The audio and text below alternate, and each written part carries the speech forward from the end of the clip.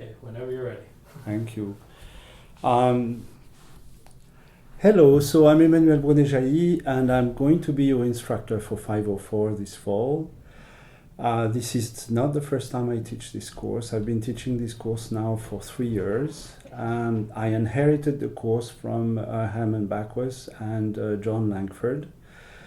And it's a course where I basically review with you government and governance practices in Canada and how we make policy in the country. In this first video, I basically want to discuss with you a little bit more in depth the course goals, the assignments, and the nature of the assignments. In particular, I want to look at the timing and how the pressure builds basically in the class, in the course, and how you're able to address the different assignments without, kind of losing your cool, because it's very demanding. So the idea behind this course is to understand how the Canadian government and governance in Canada has evolved over the last 20 years.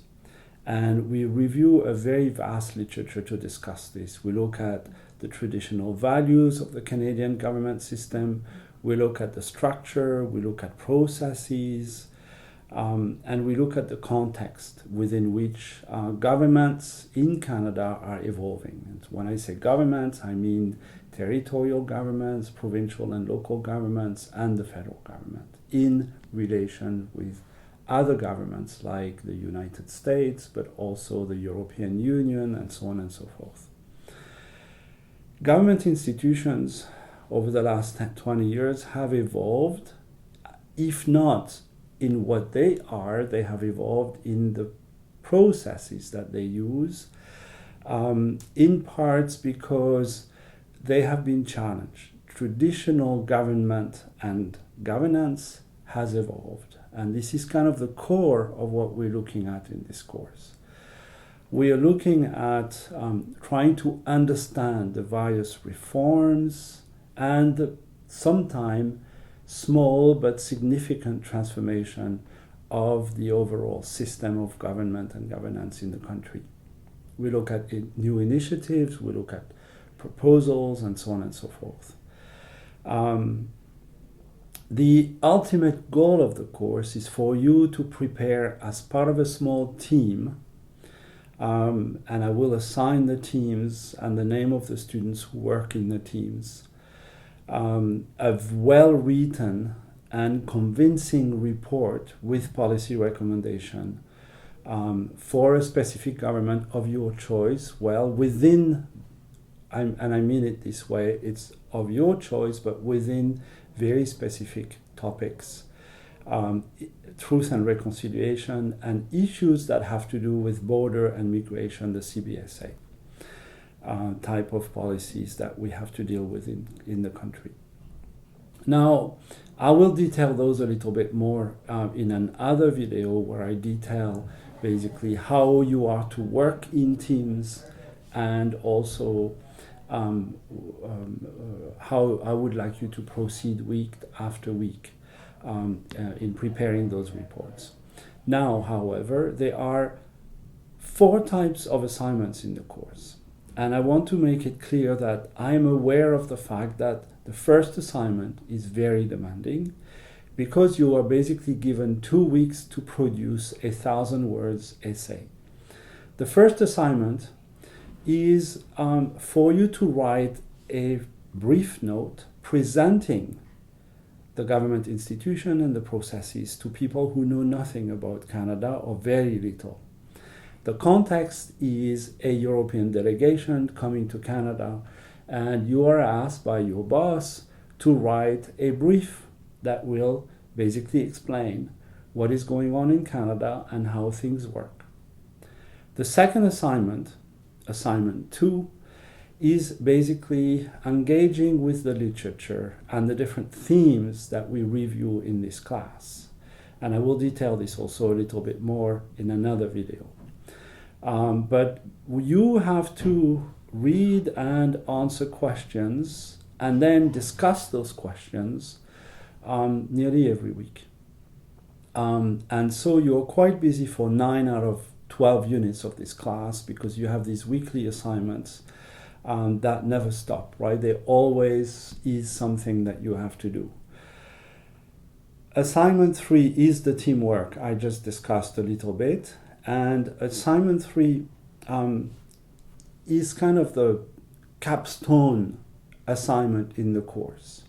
I will assign the teams and I will try to regroup. I will discuss this with the class, but the idea is for you to basically work with 3 or 4 colleagues, address a policy conundrum, a governance policy conundrum, write a short essay about 3,000 words with an executive summary and a conclusion and a policy recommendation.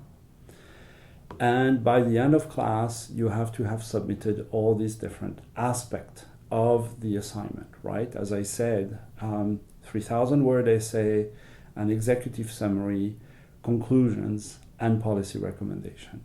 And it has to be written clearly and so clearly that any government official would be happy to read it. In other words, it has to be written in short and effective sentences using very little jargon or specialized words. And then the fourth part of the grade is the participation. Because we are, we are meeting online, I like it that the students can discuss on a regular basis assignment 2, but also have discussions about assignment 3. When you're meeting as part of a team, I can basically see how you're working together. I know you will use other platforms than the CourseSpace, but at least on the CourseSpace, I can see how you're working together, and you can upload documents to let me see who is doing what, and so on and so forth. So this is a broad presentation of the class. What I would like to discuss with you now very briefly is the deadline. Assignment 1 is due by the end of Unit 2. In other words, you've got 2 weeks from the beginning of class to write that first essay. I know, and I have the experience with this, that it is very demanding for all of you.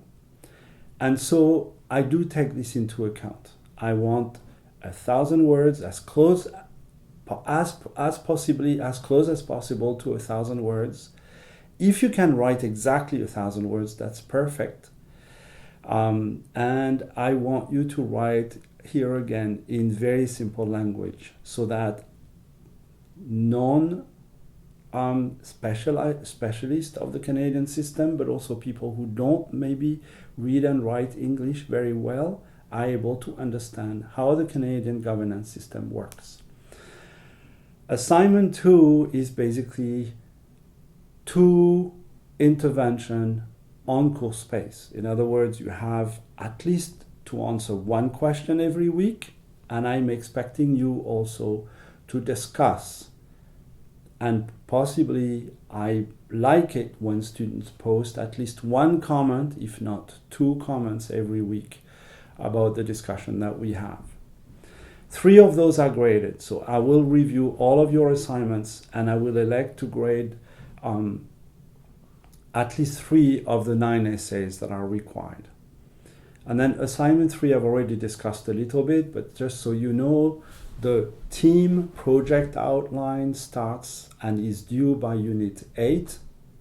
And then the final assignments, which are the executive summary, the conclusion, policy recommendation, and the essay, are basically due at the end of class by Unit 12. And assignment 4 is the participation.